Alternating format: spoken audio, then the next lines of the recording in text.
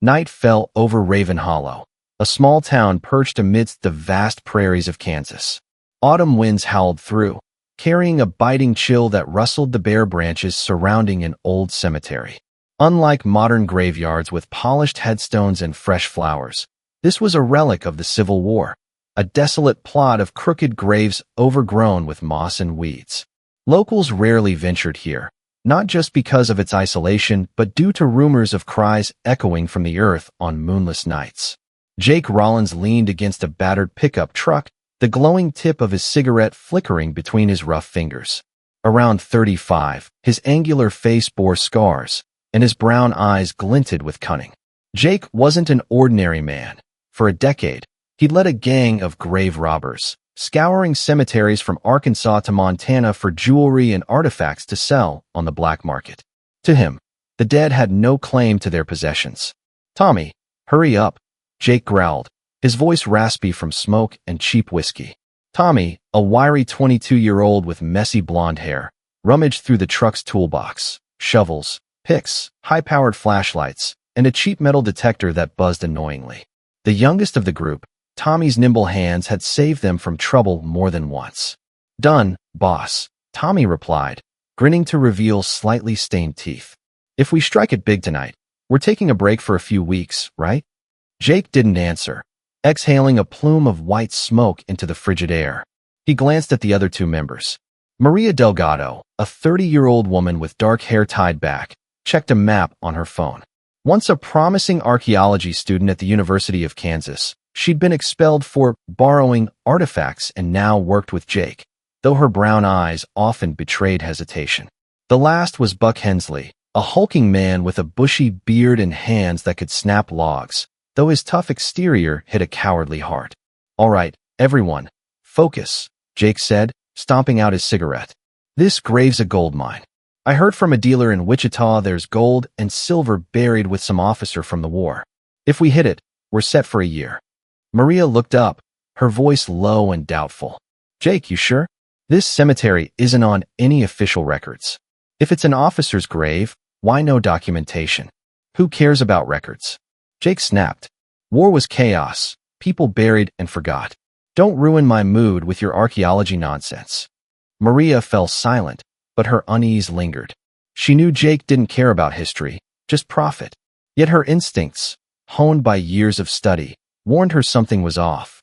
The group moved deeper into the cemetery, flashlight beams slicing through the thick darkness. Crooked headstones loomed under the faint light, many too weathered to read. Overgrown weeds tangled around their feet, as if trying to hold them back. An owl's hoot echoed from afar, long and eerie, making Buck jump and nearly drop his shovel. "What the hell was that?" Buck muttered, his voice trembling. "I told you this place ain't right." "Shut it, Buck," Jake barked. "Keep whining about ghosts, and I'll bury you myself." Buck swallowed hard, glancing around nervously. Tommy smirked, patting the giant's shoulder. "Relax, big guy. Just an owl. Scared of spooks? Wrong job for you." Maria ignored their bickering, focusing on her surroundings. She noticed something odd. The cemetery showed no signs of care or visitors in decades, yet some patches of soil were loose, as if recently disturbed. Had someone been here before them, leaving behind secrets? After 10 minutes of searching, Jake stopped at a low mound unlike the others. It lacked a headstone, marked only by a rough, jagged rock. He raised the metal detector, and its buzzing turned into rapid beeps. "Here it is," he grinned, eyes gleaming with greed. "The machine doesn't lie. There's metal down there, and I bet it's not pocket change." The group sprang into action. Tommy and Buck dug, while Jake supervised, occasionally barking orders. Maria watched, noting the spot and scanning for anomalies. The soil was dry and rocky, slowing their progress. The rhythmic thud of shovels mixed with Buck's panting and Tommy's curses as he hit roots. After nearly 2 hours, Buck's shovel struck something solid. "Got it," he shouted, excitement tinged with nerves. They gathered around, flashlights revealing an old, warped wooden coffin. Unlike typical burials, it looked hastily assembled from charred planks, as if thrown together in panic. Jake laughed. "Told you so. Open it up, quick." Maria hesitated, touching the coffin's edge. "Jake, this doesn't look like an officer's grave." A coffin like this isn't planned burial. It could be. No more lectures, Maria. Jake cut in, his tone sharp. Open it, or I will. Reluctantly, she nodded. Tommy pried the lid with his pickaxe, while Buck stepped back, gripping his shovel like a shield. As the lid popped off, a foul stench hit them. Not the usual decay, but a strange, acrid smell of burnt wood and flesh. Flashlights pierced the coffin's interior, and the group froze. Inside lay a charred corpse, its flesh gone, bones exposed beneath a layer of soot. Its posture was bizarre, arms clenched to its chest, head thrown back as if screaming in agony. No gold or jewels adorned it, only tattered, burnt rags clinging to the skeleton. God, Buck whispered, stepping back, his face pale. What is this? Tommy wrinkled his nose, covering it. Looks like it was burned alive. Why bury it here? Maria leaned closer, her curiosity battling her fear. Her archaeology training kicked in. No, not burned alive, she said slowly. See how the bones are fractured and contracted? This is what lightning does. Extreme heat can char and contort a body instantly. Jake frowned, uninterested in her analysis. Lightning or not, I don't care. Anything valuable in there. He bent down, rummaging through the remains without hesitation. Jake, stop, Maria warned, her voice urgent. This isn't a normal grave.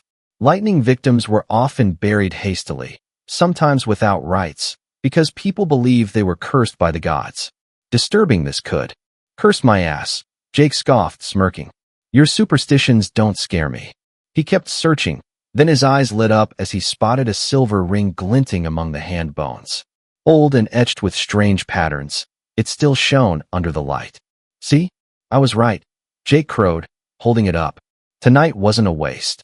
But as he tugged the ring free, a small spark flashed from the corpse, crackling loudly. Jake jerked back, cursing. What the hell? Maria retreated, heart pounding. I told you, Jake. Something's wrong here. Tommy laughed nervously, brushing it off. Probably static. Dry ground does that. Buck didn't laugh. He stared at the corpse, eyes wide with terror. I just saw it move, he stammered. Shut up, Buck, Jake snapped, but his voice wavered. He glanced at the corpse, and for a moment, they all felt a sudden chill wind sweep through, though the air had been still before. The wind grew stronger, whipping dust and dry leaves around the cemetery. Dark clouds rolled in, blotting out the moon, leaving only their flickering flashlights. The owl's hoots grew closer, sharper, like a warning. What's happening? Tommy yelled, his voice lost in the gusts. He swung his flashlight wildly, but the beam seemed to dim, swallowed by the darkness. Maria grabbed Jake's arm, trembling. I warned you not to touch it. They believed lightning victims carried a curse from the heavens. That ring might be a seal. Seal what? Jake roared, but his bravado faltered. He looked at the corpse, and then he saw what Buck had. The empty eye sockets flared with an eerie green glow. Before anyone could react, a hissing sound erupted from the coffin. Not wind, not human, but like lightning trapped in a confined space. The corpse jerked upright, bones creaking like snapping wood. Its head turned toward Jake, and a low growl rumbled from its blackened maw. Run! Maria screamed, yanking Tommy. They bolted, but Buck, paralyzed by fear, stood rooted. He managed one scream before a blinding green-white bolt shot from the corpse, striking his chest. Buck collapsed, convulsing, smoke rising from his torn jacket. Jake, Maria, and Tommy fled through the graves, not daring to look back. The corpse's growl pursued them, mingling with the wind and the first rumbles of thunder. Their flashlights died, phones lost signal, as if every electronic device had been drained by an unseen force. They ran blindly, tripping over roots and stones, breath ragged in the freezing air. Raven Hollow's cemetery was no longer a quiet wasteland. It felt like a living maze, with twisted trees reaching out like grasping hands. Thunder grew louder, and the first lightning flashes illuminated the charred corpse crawling from its coffin behind them. Buck's dead, Tommy wailed, tears streaming down his face. What was that thing, Maria? I don't know, she shouted, struggling to stay calm. Maybe a spirit, maybe leftover energy from the lightning. But we woke it up.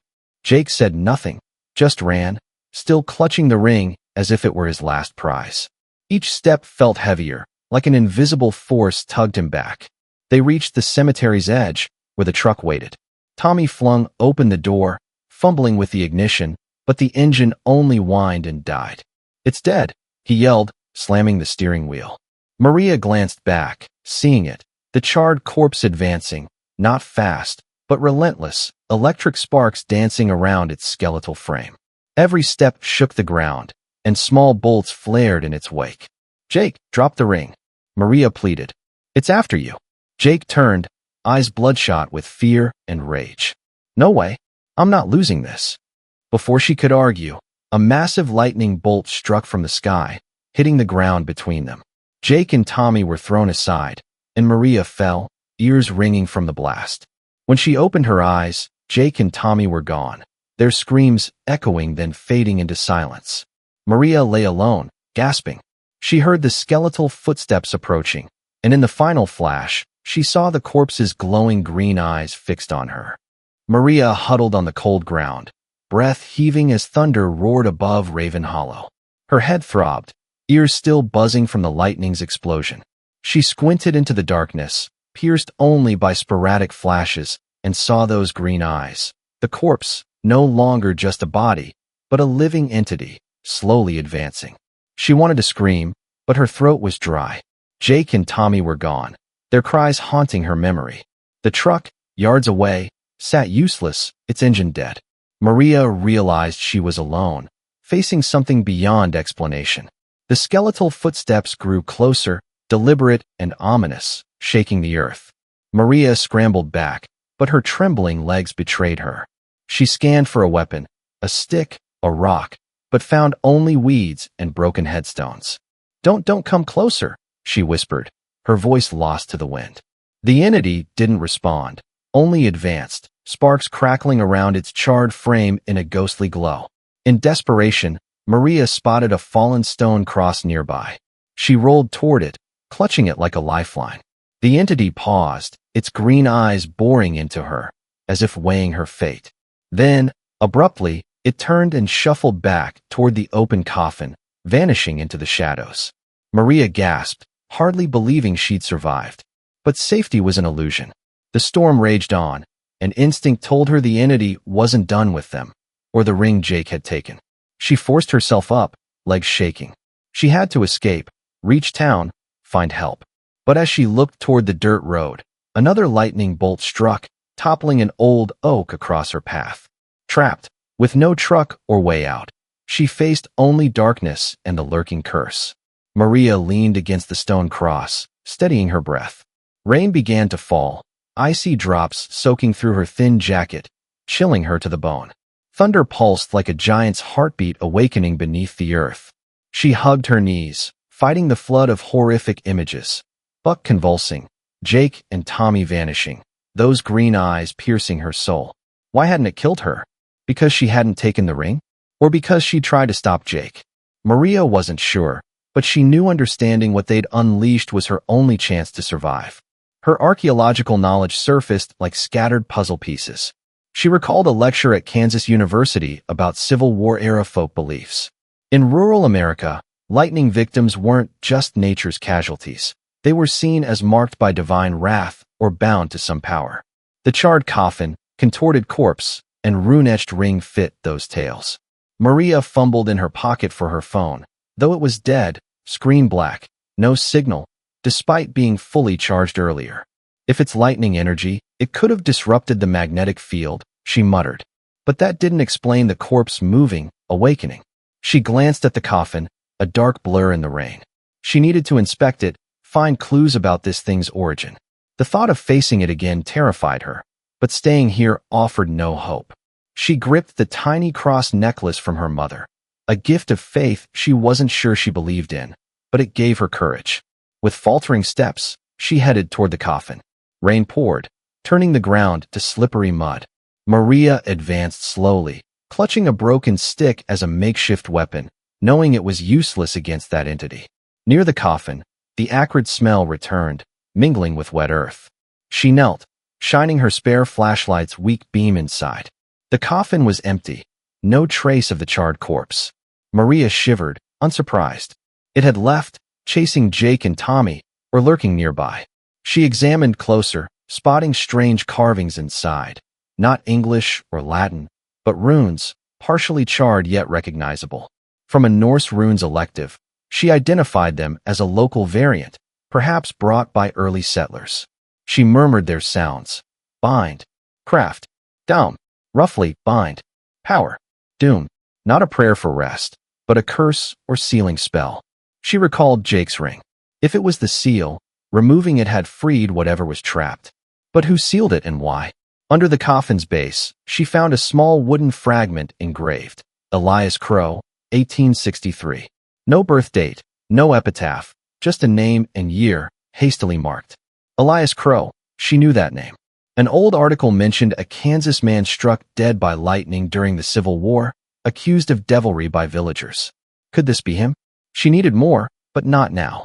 She hypothesized Elias Crow was sealed with the ring, his power, or something greater, imprisoned with him.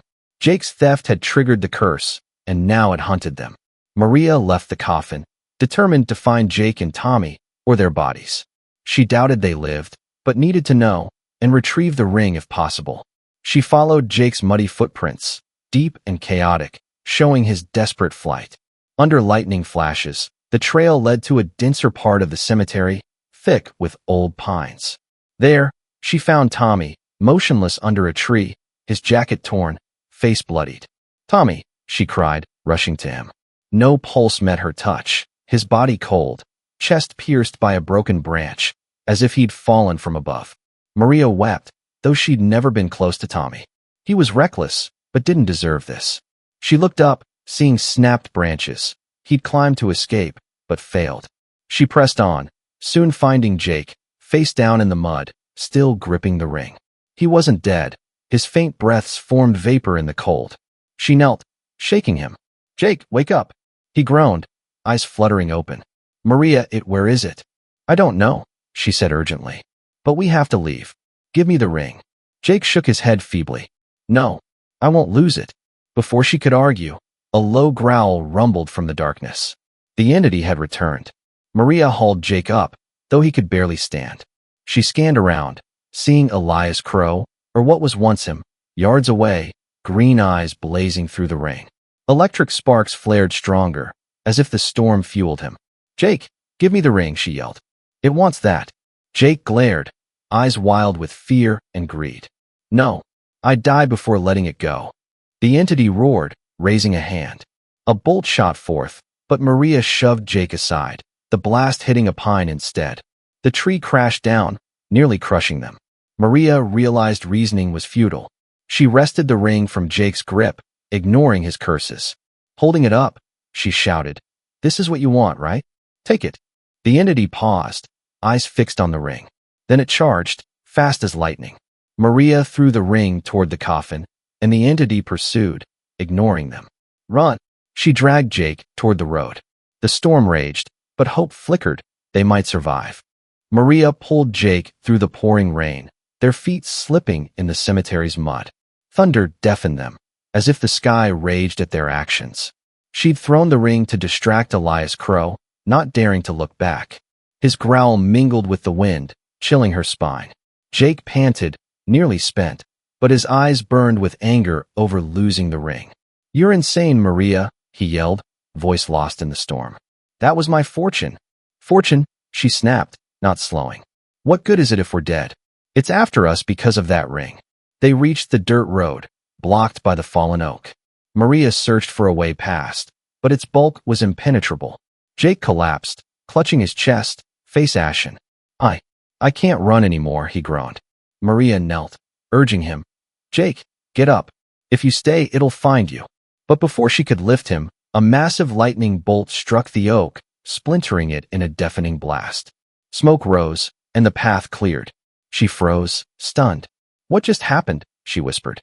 Was the storm aiding them, or luring them into a trap? No time to ponder. The skeletal footsteps echoed closer.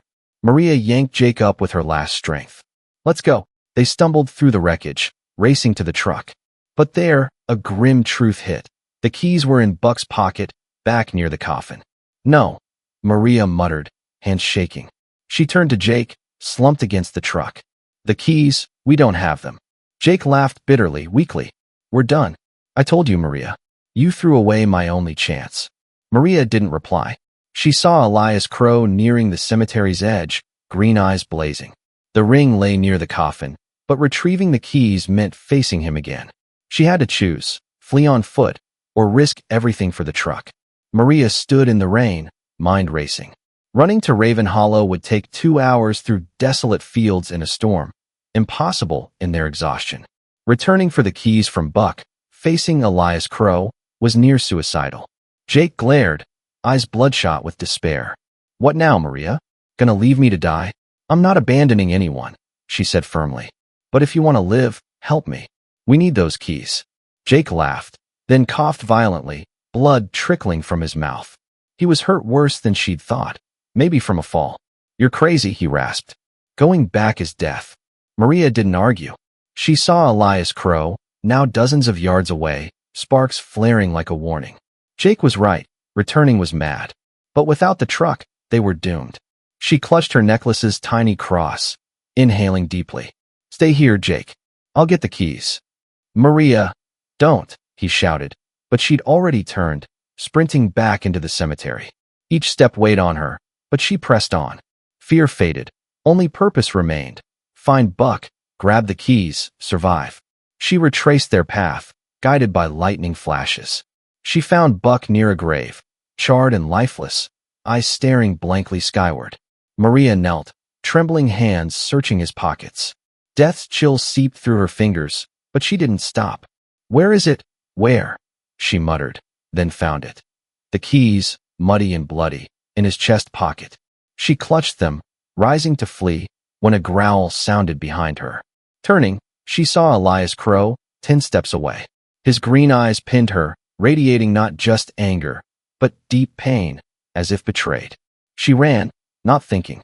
He pursued, faster now, bolt striking the ground near her feet.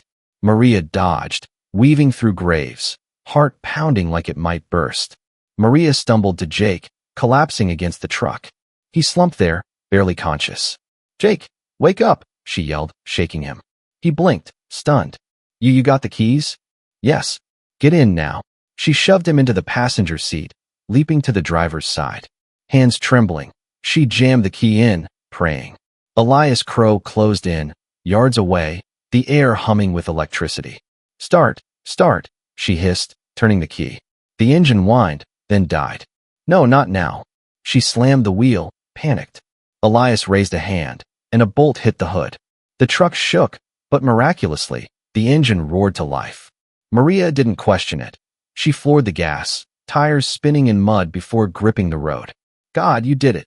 Jake rasped, a mix of awe and relief. But their joy was brief. Through the rear view, Maria saw Elias pursuing, not matching the truck's speed, but relentless. Bolts struck behind, hitting earth and trees, as if trying to drag them back. Maria pushed the truck to its limit, the old vehicle rattling on the rough road. He won't give up, she said, voice tight. We need to reach town, find a way to stop him. Jake coughed, blood staining his lips. You think anything can stop that? I don't know, she replied. But the ring's the key. If we can return it, maybe. Shut up. Jake snapped, weak but furious. You threw it away. Now what? Maria didn't answer. He was right. The ring was back there, unreachable. But they couldn't run forever. Elias wasn't human. He was a force, and he'd chase them until he reclaimed what was his. The truck sped through the fields, headlights dim in the torrential rain. Maria gripped the wheel, focusing despite exhaustion. Jake's breaths grew shallow beside her, but his eyes still flickered with resentment. They headed for Raven Hollow, 10 miles away, though she doubted the tiny town could shield them. Her mind pieced together Elias Crow's story. She recalled an old article from her university library. In 1863, Elias Crow, a reclusive Kansas man, was struck dead by lightning in a massive storm. A loner, shunned for odd behaviors, digging at night, muttering to the sky during storms, crafting strange metal objects. Villagers believed his death was divine punishment. But the runes, the ring, suggested more. Elias wasn't just mad. He might have performed a ritual, binding himself to nature's power, or worse, something supernatural. The ring wasn't jewelry. It was a seal, the coffin his prison. Maria, Jake whispered, breaking her thoughts. You hear that? She strained, catching a faint hiss. Not rain or thunder, but compressed electricity. In the rear view, a shadowy figure emerged on the road, less than 100 yards back. Elias Crow no longer walked. He glided, sparks encasing his charred form, empowered by the storm. God, Maria muttered, flooring it. The truck groaned, smoke rising from the hood. Elias drew closer, his presence not just visual, but palpable, a crushing weight on her chest. Jake, we have to do something, she cried. He'll catch us. Jake glanced back, face ashen. You're right, the ring. But it's too late. Maria bit her lip. Returning to the cemetery was impossible, but maybe they didn't need to.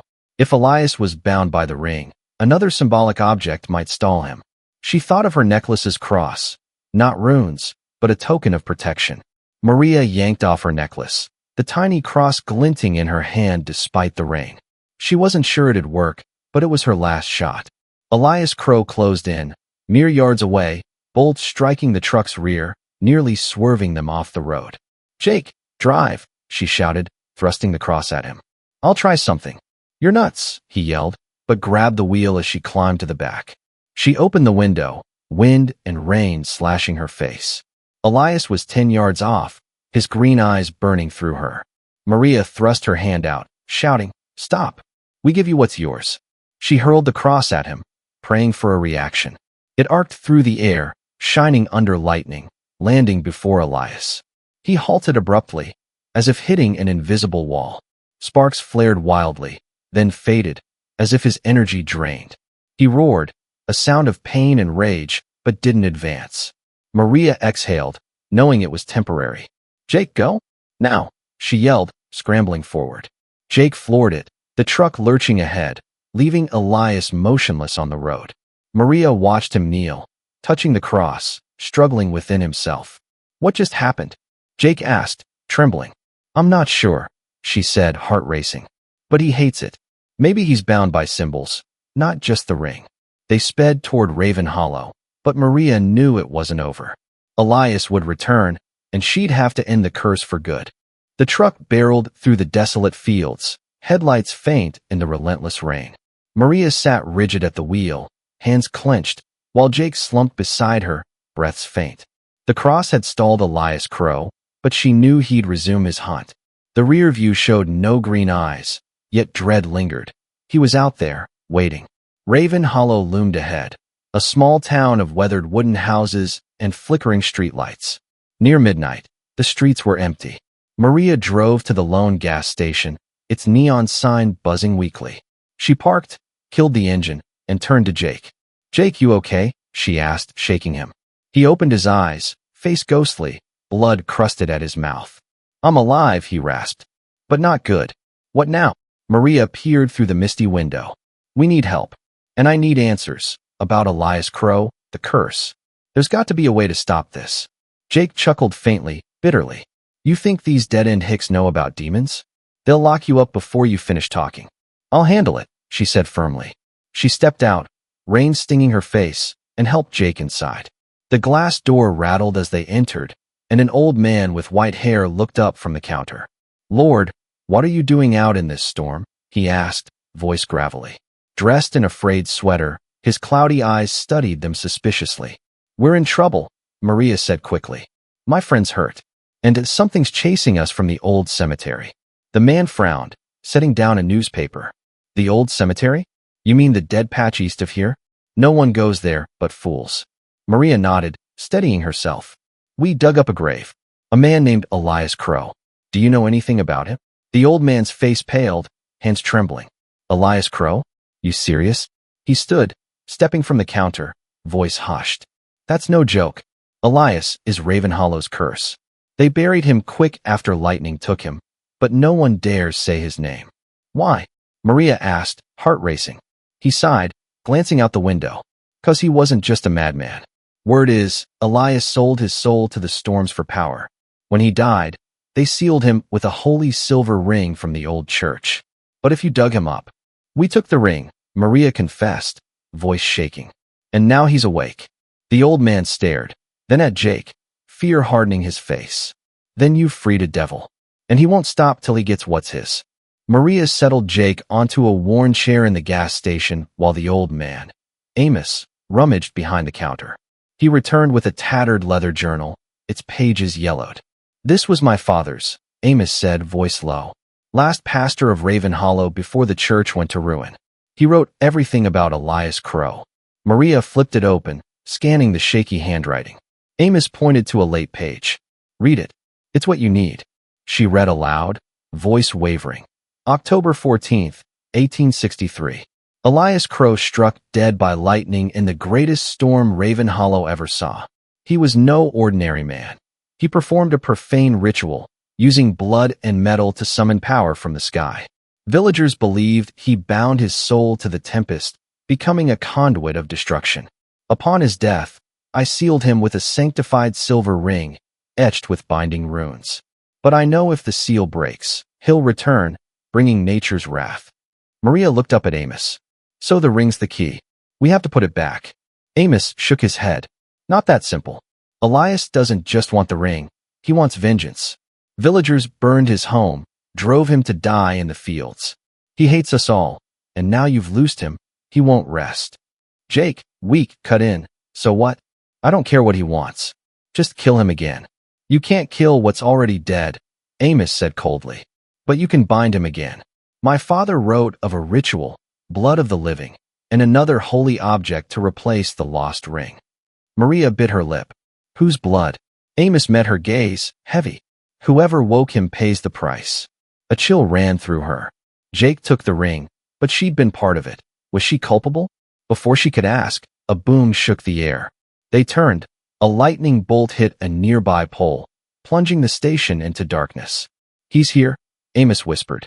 Darkness swallowed the station, rain pounding the tin roof, thunder rumbling. Maria pulled Jake down behind the counter. Amos backed up, grabbing an old shotgun from the wall. "Dunno if it'll work," he muttered, "but I won't die without a fight." The glass door trembled, then shattered in a burst of electric light. Elias Crow stepped in, his charred body crackling with sparks, green eyes blazing like hellfire. He said nothing, but his presence pressed the air, heavy with rage. Amos fired, the blast deafening, but the bullet passed through Elias like smoke, harmless. The entity raised a hand, and a bolt struck Amos. He fell, motionless, smoke rising from his body. "No!" Maria screamed, but stayed hidden. She dragged Jake deeper, heart pounding. Elias advanced, each step shaking the floor. He stopped at the counter, eyes fixed on Jake. "You!" A deep, inhuman voice rasped from Elias's maw. "You took what's mine." Jake trembled, defiance weak. "I'm not scared of you, monster." Maria gripped his arm, whispering, "Don't provoke him." Too late. Elias raised a hand, and a bolt shot forth.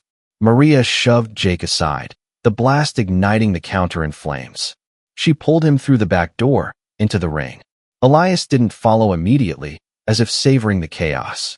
Maria knew running wasn't enough. They had to face him, in this. Maria and Jake ran to Raven Hollow's central square, where the abandoned church loomed in the storm. Its roof sagged, but the bell tower stood, topped by a rusted iron cross. Maria recalled Amos's words, blood and a holy object to bind Elias. "Jake, we need the ritual," she said urgently. "It's our only shot." Jake stared, face twisted with pain and fear. "You want me dead?" "My blood. Not to die," she said, uncertain. "Just enough to link with the holy object." They climbed the tower, wind nearly toppling them. Maria found a shard of stained glass, handing it to Jake. "Cut your hand. I'll do the rest." He cursed, but complied, slicing his palm. Blood dripped, mixing with rain. Maria guided his hand, letting it fall onto the iron cross. She chanted from memory, "Bind craft domed. Bind the power, doomed to rest." Thunder roared, resisting.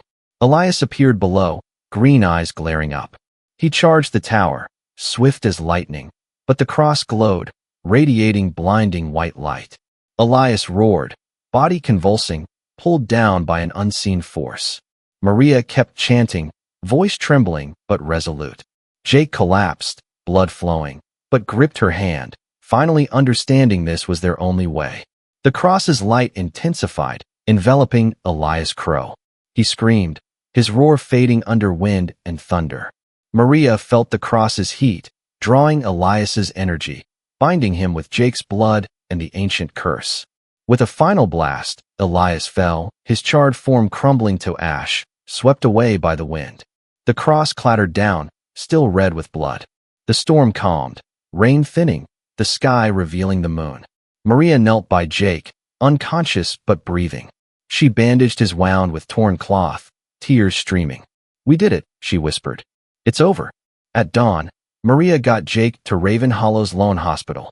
He survived, though weak from blood loss. Townsfolk asked little.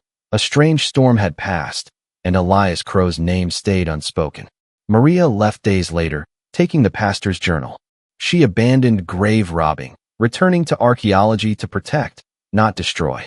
But during storms, thunder echoed in her mind, a reminder of that night. Elias Crow's tale faded, but beneath Raven Hollow, a curse rested, at least until someone stirred it again.